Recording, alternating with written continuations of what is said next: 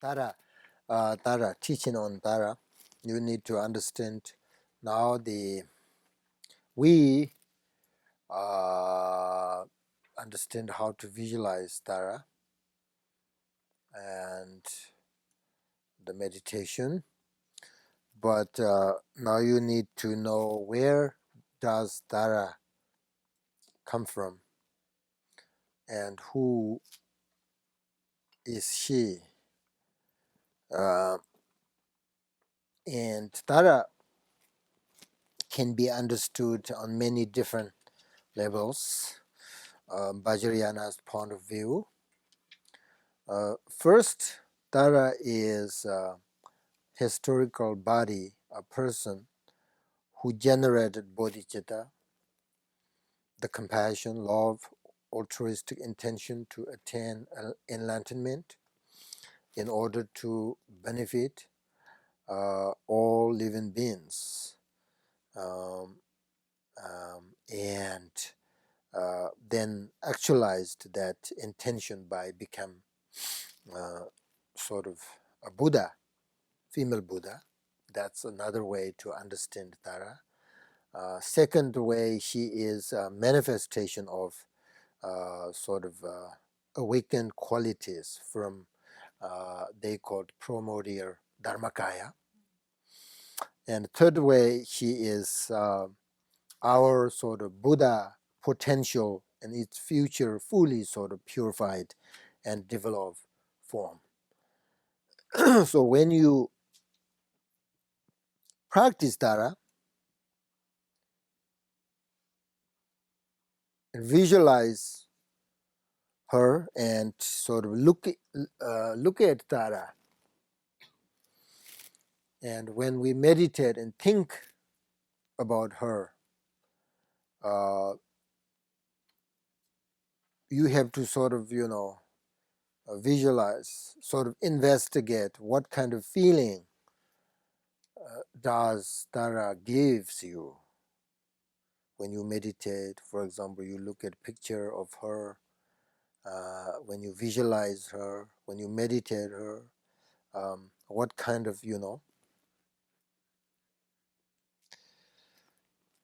are you connected with her, or you just understanding her sort of intellectually?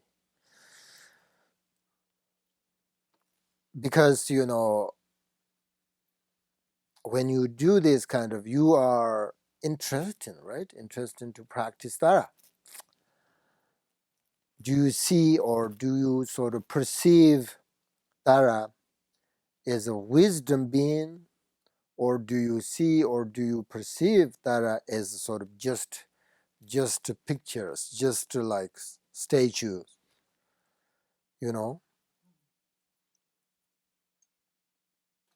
And do you think uh, she's really sort of here, or you when you sort of when you visualize Tara, let's say for example in front of you, do you just make it sort of things like up, or do you really think she is there? That's very important to know when you meditate, how your mind how your mind thinking, and how sort of how much you have a connection. You will see,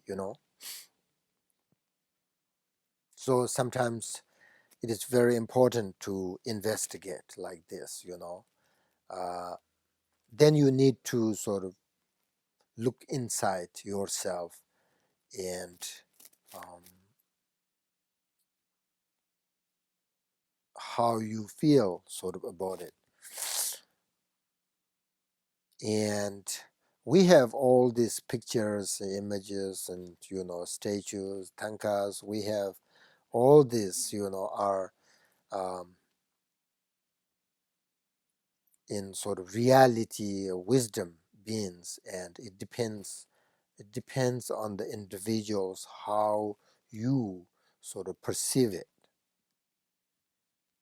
If you perceive Tara as a sort of wisdom being, compassionate, and real Tara, you get the sort of benefit, you get the value, and you get the blessings and um, uh, um, the help of the true wisdom being Tara. If you sort of look this, perceive um, Tara as a sort of, these pictures, like it's just a picture, you get the blessings and value of a picture, right? Just like a statue.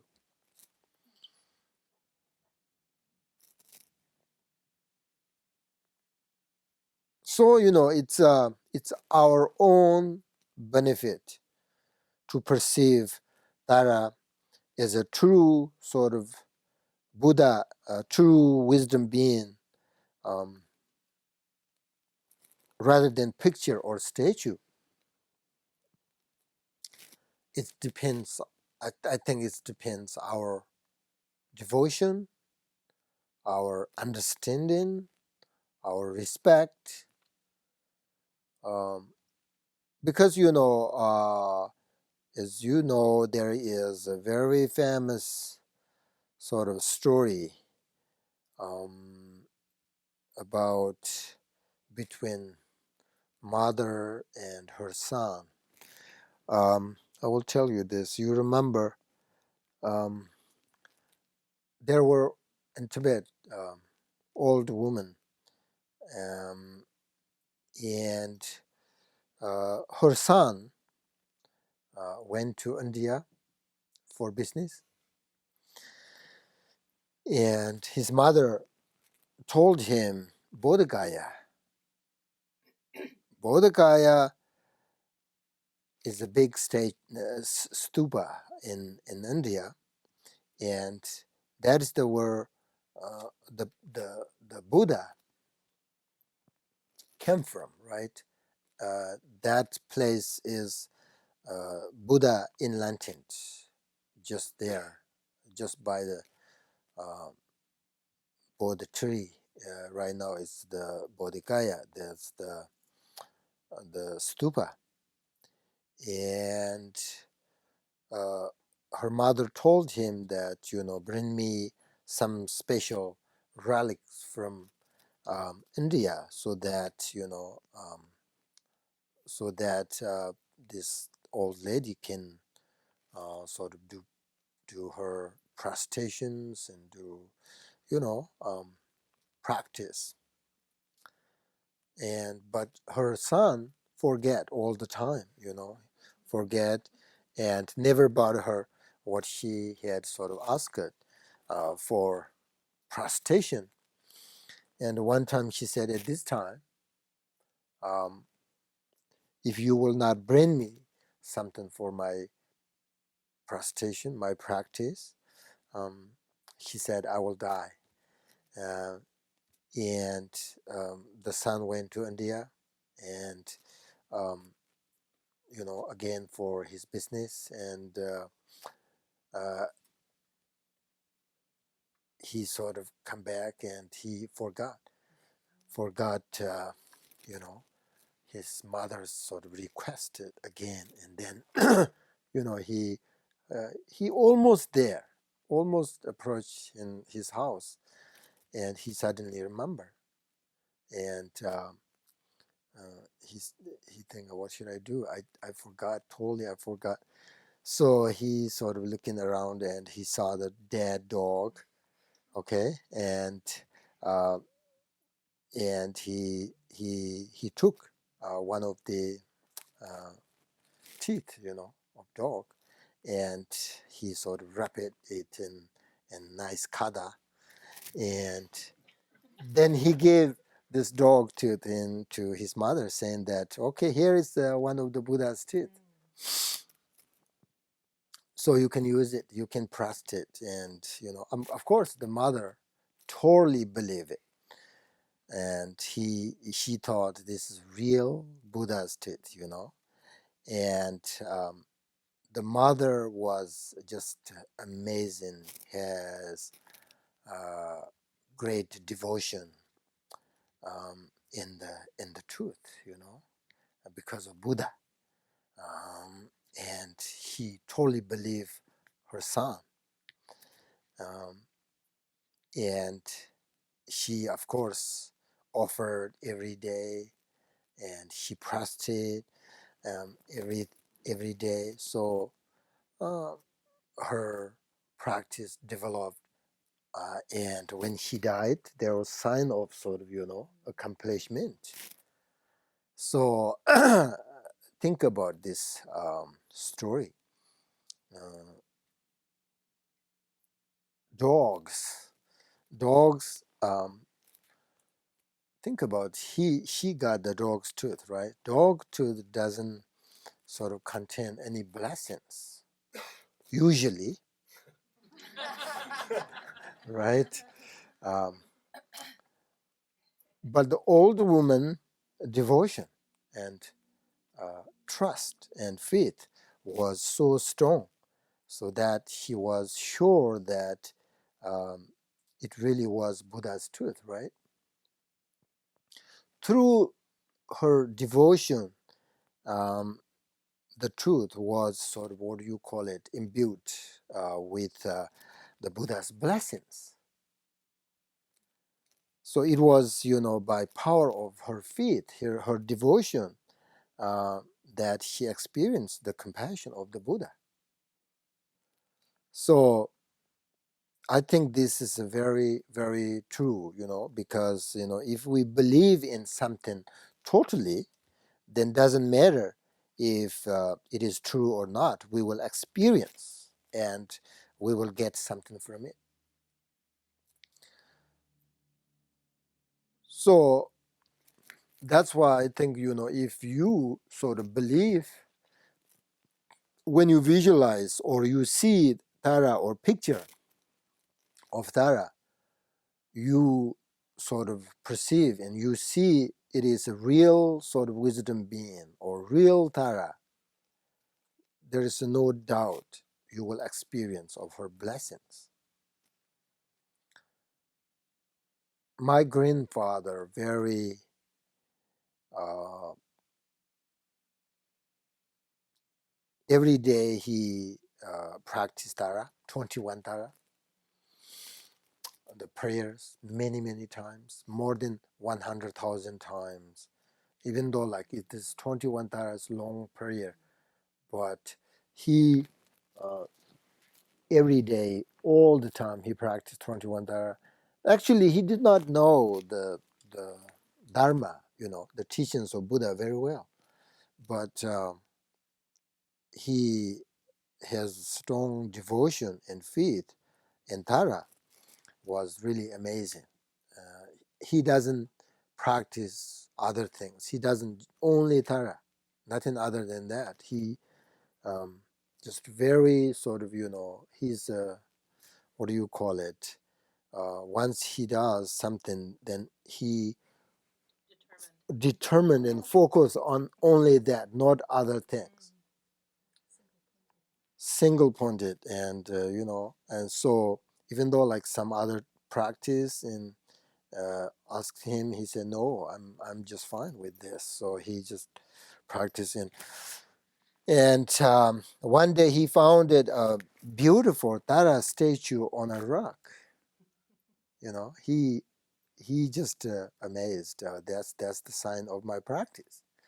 So I think I believe it. I think that was really good sign, something like that. If you're really strong and you believe um, um, and so I'm saying this because um, Tara and Devi's sort of response depends on the strength of our devotion and our faith.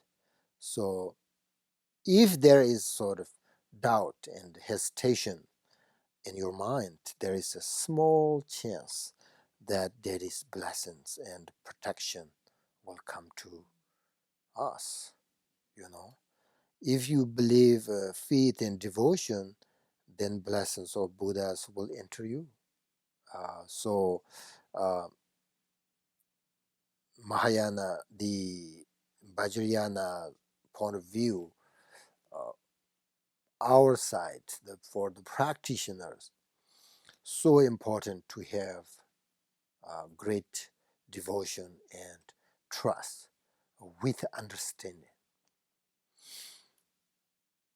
If you have that, then you get blessings, and then you true sort of, realization will come in and arise, and you will see the nature sort of state is it's really um, common, and it's really sort of, so this is therefore our devotion, um, and uh, the realization of the nature mind, it support each other. Without devotion, uh, it it is impossible, the recognition. It's impossible. So our sort of capacity to receive the compassion and blessings of the Buddhas um, depends sort of entirely on devotion and faith. So with um, also not just faith, with very good understanding the meaning of deities, the meaning of your practice, so important. Uh, that's actually, the basic sort of teaching of where Tara come from and how should we practice her. Uh, Now, who is Tara? Tara, first way to understand Tara is like many years ago, many years ago, the Bodhisattva, the Avalokiteshvara, was very sort of active and busy, sort of helping others, teaching and all kind of activities. And uh, uh, Tara already sort of attained full sort of enlightenment um, in a woman's body, right? And to help him through the sort of physical form of female. And one day she appeared, said to Avalokiteshvara, if you need, I can help, I can teach, I can whatever you need. And because I'm here to help physically, mentally, and so that's why she continued to sort of manifest in sort of female way and female form in order to benefit others. um, so therefore if we practice Tara, she will really protect us from suffering, from danger, because the real sort of protection is the Dharma in which we take refuge, the true sort of paths and the true sort of cessation of sufferings. So we must first learn in Dharma, then practice. So in this way, that Tara sort of protect our mind, right? Tara is we call it three jewels. So female Buddha and Dharma, we understand, try to learn in who Tara is, what is the meaning of practice Tara.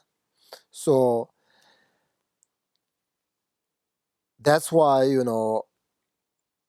Tara has been very sort of popular throughout the Buddhist country. Uh, not only in Tibet, but also people who from India, China, Japan, they all practice Tara. It's very it's a very common deity and practice. Um, so everyone, sort of many different countries, they practice and they accept it, and everybody practice Tara. Because he sort of really removes our obstacles very quickly. That's why they call it the Pagma Dorma. Nyurma. Sometimes they go to dorma, nyurma. Dorma means tara. Nyurma means so quickly. If you, it's amazing, if you practice tara with devotion, and she sort of protect and um, you know uh, removes our obstacles very quickly. That's why they call the nyurma dorma. Nyurma means in Tibet. Nyurma means quickly. So I think the female Buddha is a little bit faster than male Buddha. A little bit better than male Buddha. Get things done. To get things done on time.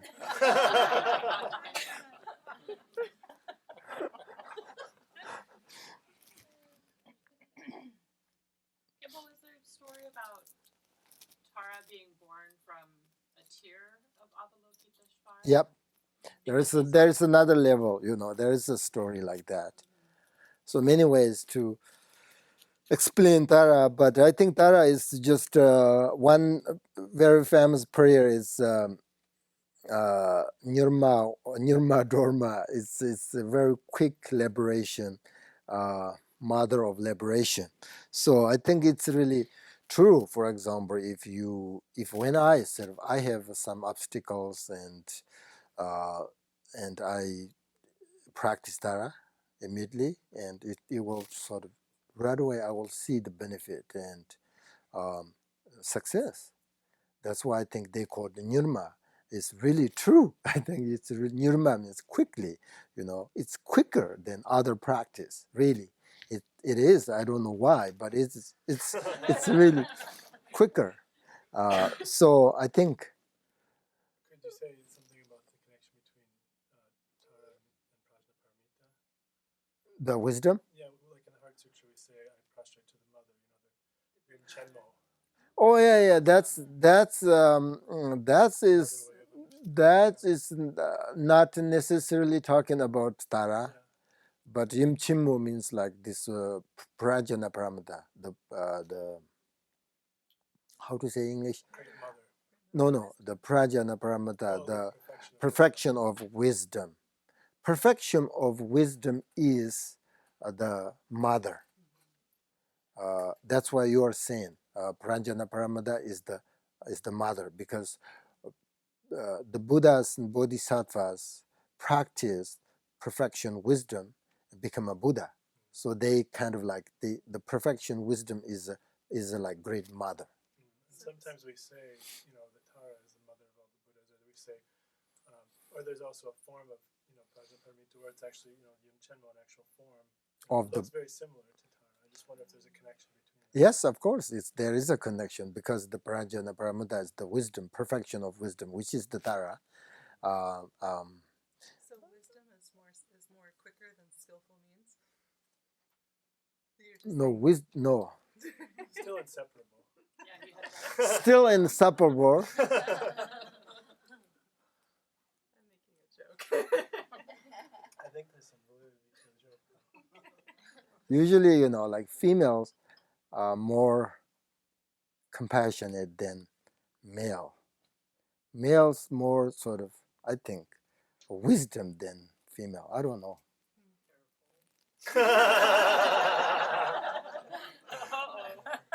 Oh no, they're both sort of equal, right? Equally important. Yeah, we need both, but for example, I have both, but my wisdom is a little bit higher than my compassion. Don't you think? You don't believe that, huh? Females, my perspective is they're really compassionate, and anyway. So Tara is Pagma, Nirma, Nirma Dorma. So we should practice Tara. And second way to understand Tara is Tara is manifestation of enlightened qualities, right? So anyone who sort of has attained Buddhahood can appear in the form of sort of different kind of deities. So you have to also understand there is not just one white Tara or one Buddha. So according to the Vajrayana teaching, the Buddhas manifest um, in different forms and different realms for the different beings. Because the Buddha see the different needs of suffering beings. So one of the Samantabhada's prayer says that I manifest sort of, inconceivable sort of billions of billions according to needs of being of, training. So this means sort of the enlightened masters, enlightened teachers can manifest in different uh, ways, different universe, different sort of masters, different, even though like different animals, they can do that. So because of their compassion and and also the great emptiness, this sort of combination. So that is their capacity. So this sort of compassion and emptiness, the combination, the uh, uh, to our make sort of everything is possible. So we are talking about Tara here. So there are different sort of physical appearances of Tara. Sometimes you see green Tara, sometimes you see white Tara. Sometimes you see like powerful Tara, peaceful Tara, wrathful Tara. How many powers are there? There are countless Taras. I mean, it's there are many different. So so all Taras, has one nature, but different qualities and different sort of effect on the individual practitioner. So therefore, um, these sort of different Taras are manifested from one nature. Um, so which is like, which is the one nature, which is the great emptiness and wisdom. So through that sort of nature, then lots of deities and Buddhas can manifest from the wisdom, from the one nature. Um, uh, and each sort of deities and Tara manifestation of the sort of same qualities, right? Enlightened qualities, love, compassion, wisdom, and emptiness, so forth. But although each manifestation, uh, many sort of emphasize a particular quality. So, for example, Tara symbolizes enlightened sort of activity. Tunli means like in Tibetan, Tunli means activity. So he's like, I think, symbolize enlightened activity. So therefore, I think she's very quick, you know. So, and we usually like 21 taras. Among the different forms of tara, each tara has her own uh, sort of specialty, symbolized by her color, her physical posture, um, etc. So, um, so it's a different way to manifest. We have to understand that. Not even though that same nature, all these enlightened beings, Buddhas, deities, same nature, but they appears a little bit differently. Um, so important is from the Tara side, she has all these qualities, love, compassion, wisdom. But from our side, so important to have a devotion, respect, and trust, right, with our understanding. Um, then, no doubt, she can remove our obstacles, and develop our compassion.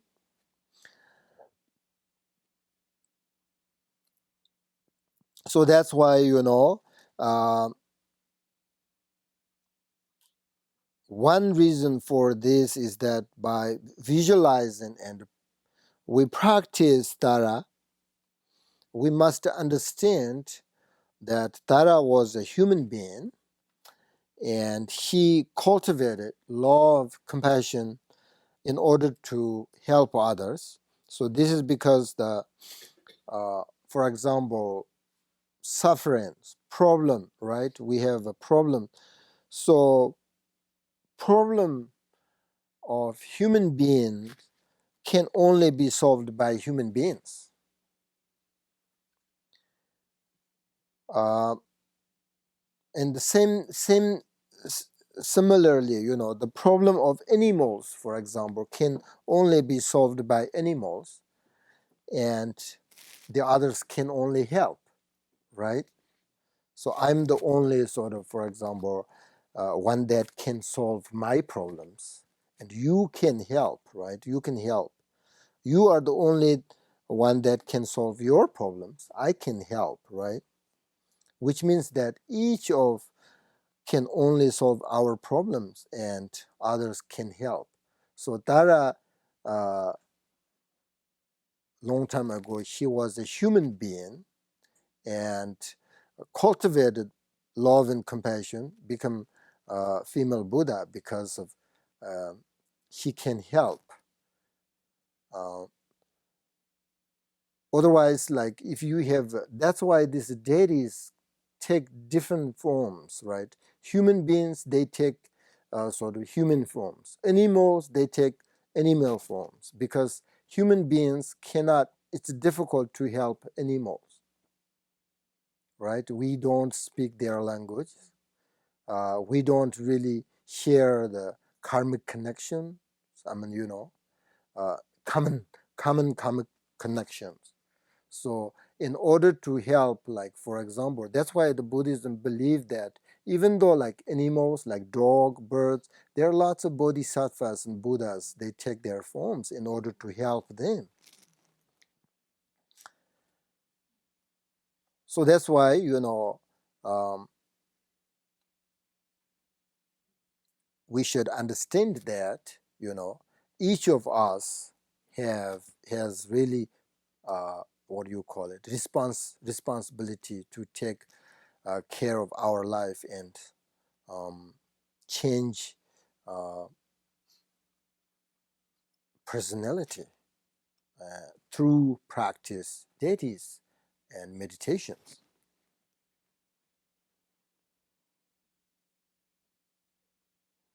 But one thing you can believe that if you practice Tara with your devotion,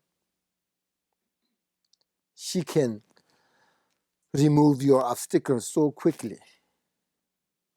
That's why I think they called protection. Tara is protection and quicker uh, deity.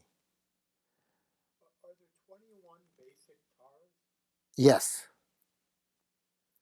they are like 21 taras. They have a different colors: green tara, yellow, white, and also they have a different body posture, different tools they use. It's but all the essence of all the same, but different way to appears because of the individuals. Any questions? I think we're going to practice that a little bit because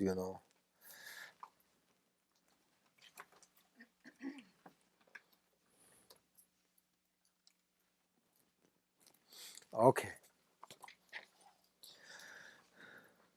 First, we're going to recite the prayer through all the way. If you cannot visualize all of them together, at the end we should meditate on a little bit, and you can sort of revisualize Tara, and also the dissolution is important. at the end. Everything dissolve into you, and try to understand the nature of your mind. That's the point. Okay, we're going to say this the refuge in bodhicitta 3 times, and then prayer of 4 boundless 1 time, and then go to the generation of Vaitara. Ready? Okay. I and all sentient beings take refuge in the Buddha, Dharma, Sangha, Tara, and her mandala. I and all sentient beings take refuge in the Buddha, Dharma, Sangha, Tara, and her mandala. I and all sentient beings take refuge in Buddha, Dharma, Sangha, Tara, and her mandala. For the benefit of all Sentient beings, in order to obtain the state of perfection, I shall practice the Tara. For the benefit of sentient beings, in order to obtain the state of perfection, I shall practice Sanya of the Tara. For the benefit of all sentient beings, in order to obtain the state of perfection, I shall practice the Sanya of Tara. May all sentient beings have happiness and cause of the happiness. May they be free from suffering and the cause of suffering. May they never be part from this blind bliss that is free from suffering. May they remain in a state of equanimity, free from attachment and aversion to those near and far. May all sentient beings have happiness and the cause of happiness. May they be free from suffering and the cause of the suffering. May they never be part from this blind bliss that is free from suffering. May they remain in a state of equanimity, free from attachment and aversion to those near and far. Om Mahashinyata Jana Bhajar Sobhawa Amakoham.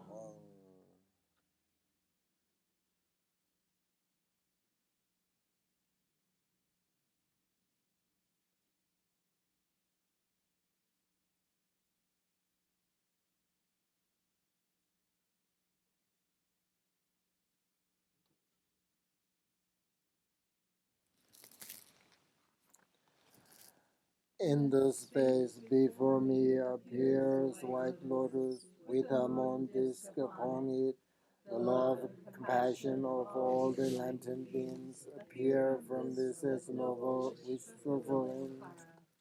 She sits on lotus, moon cushion, luminous moon hallowed her back, youthful and radiant, her right hand gesture an invitation to liberation. Her left hand holding a pala flower indicates the protection of the 3 jewels, giving courage. assurance to those dominated by fear.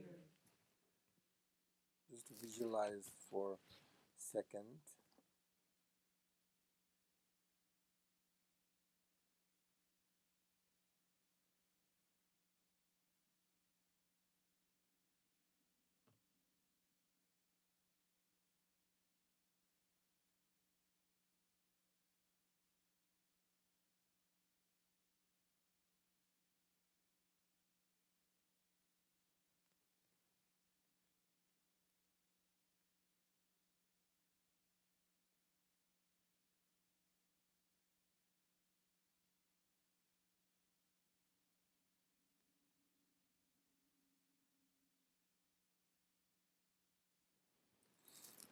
Okay, now the offering, the 7 branch tree. I bow down in body, speech, and mind.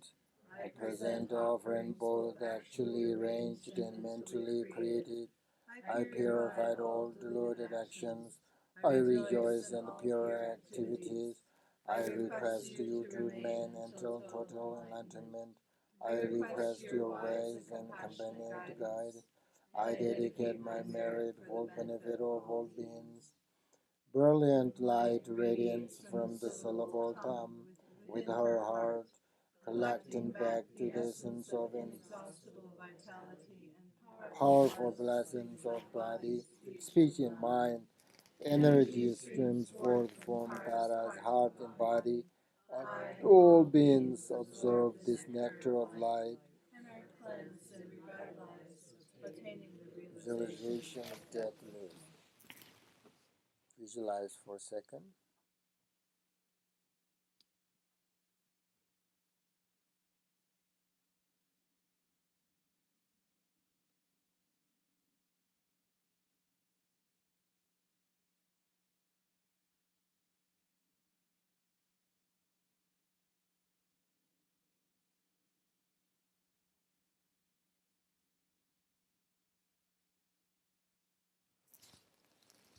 Now say the mantras of Tara.